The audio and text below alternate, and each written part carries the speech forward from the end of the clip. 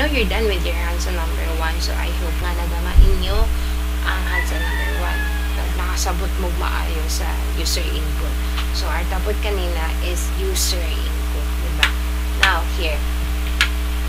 Our next topic is arithmetic operators. So, you know what are the operators? Diba? Like plus, minus, something like that. So, here we have here the symbol, the operation, the result, and the how to use those operators. So, we have here the plus. Kapag maani, it's a nani sa elementary ninyo, diba? And high school mathematics. So, we have plus, which means addition. This symbol minus, kaya siya is subtraction, which means difference. Then siya ang result. And then, asterisk is multiplication, which is the product. Slash is the division, then quotient. And then percentage is the modulus, meaning may siya remainder. And then plus plus, which means increment to add 1. And then minus minus, which means decrement to subtract 1. So to use these operators, so we have here example. So sa atong programming namito na ito ni sila. So let's try to create. For example,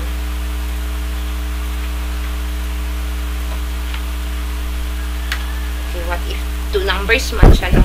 So, integer x is equals to 3. And then, a na nga. Integer a, I know, a. And then, integer b is equals to 5. So, saan pag process ani nga number? So, pwede na ito ni ani on the board. Like, a, the variable a plus the variable of b. So, automatic, iyang i-add siya. Non-concatenation siya, none. It's a non-concatenation. So, ang value ni a, iya i-add ang value ni b. So, which means 3 plus 5 is equals to 8. So, if ato ning i-run, automatic 8 siya. Okay? So, that's for plus. Minus, pwede na ko ni siya i-dungan para sure na dyan. So, a, this one, plus, minus, and then kani multiplication, then kani division. So, if ako ni siya i-run, so, 3 plus 5 equals to 8, a minus b, which is 3 minus 5 equals negative 2, dayon 3 times 5 equals to 15, then 3 i-divide of 5 cannot be, so it's 0. Supposed to be 0 point something siya, ano siya decimal, pero integer man atong gigamit unless kung example mag-float ta, ano float po ta sa ilalong siya i-run puro na ay mga decimal. So, ganina kay 0 na 0.6 na siya. Okay? So, sabi yan. Puro decimal kay puro maguna ito ni float rate. Balik sa nako ni on integer. Okay? So, I guess dali lang siya masabtan. Pwede po ingon ani nga style.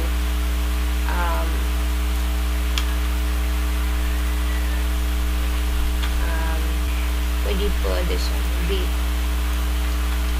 plus a. Pwede na siya. And then, i-print name na to. Which means, print b. So, sa may answer ay output ani. Ang output ani is 5 plus a. Pila may value ni a is 3. So, 5 plus 3. 5 plus 3 equals 8. So, if we run, 8 na siya. Okay. What else? Katong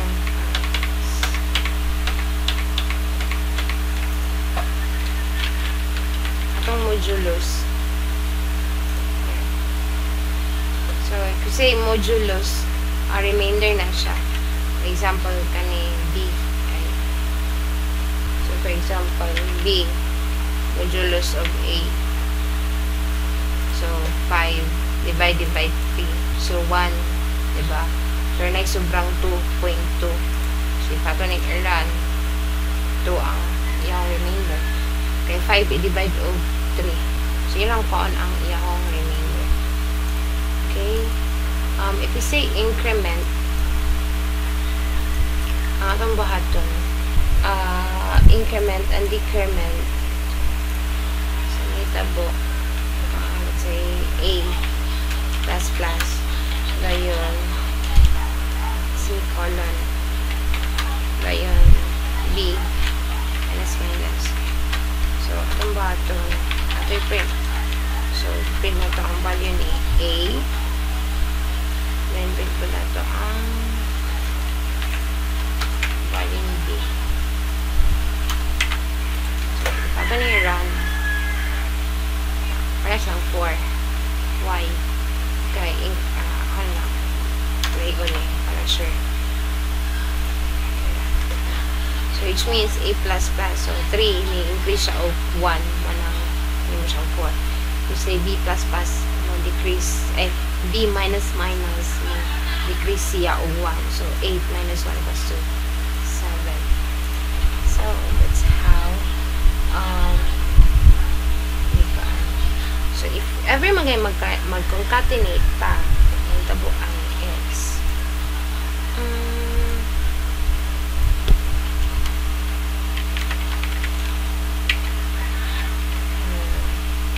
gamitaan niyo open and close. So, X, A, B, i-divide na to of A. Kaya mas ako mag-god sa B na, hindi na ako na. And then, kung na to ang remainder. So, plus, concatenate ta. Remainder daw, kunuhan. Remainder, sorry. And plus, kila may remainder niya. So, ang may tabo, ang open and close ta, B, and then, modulo 7. So, 8 divided by 3 is equals to 6. Yung remainder is 2. So, ito yung run. 2, ay, walay space. I'm so sorry. So, without space there. Run balik. So, 2, okay, 8 divided of 3 is 2. Yung remainder, naman siya sobrang 2. So, ang remainder niya is 2. So, say 10. So, 3, yung remainder is 1. So, yung anak, pwede tama ito. Okay? So, that's for arithmetic operators. Now, we have here for hands-on number 2.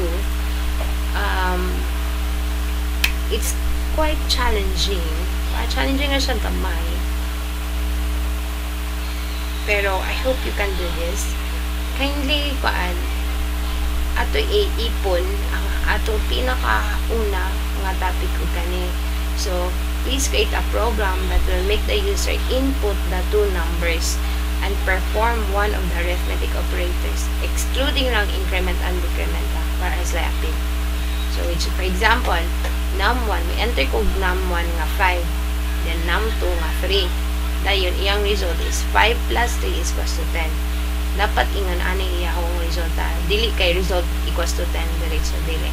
So dapat naa jud ning num1 nga akong gi-input o num2 nga akong gi-input. For example, 1 dere 2. So ang result 1 plus 2 is equals to 3. So this is for hands-on number 2. Medyo challenging siya gamay, pero I know nga mabuhat inyo na. So iipon na ninyo ang atong topic, ang first topic sa una, and then this one, the second topic, which is the arithmetic. So, iipon na ito ang user input and the arithmetic. So, kindly do this today. If you have any question, you can raise your hand and ask your teachers for clarification only. I hope dili mo mag-raise for your answers. Okay? So, that's all for today. Thank you and God bless. Bye!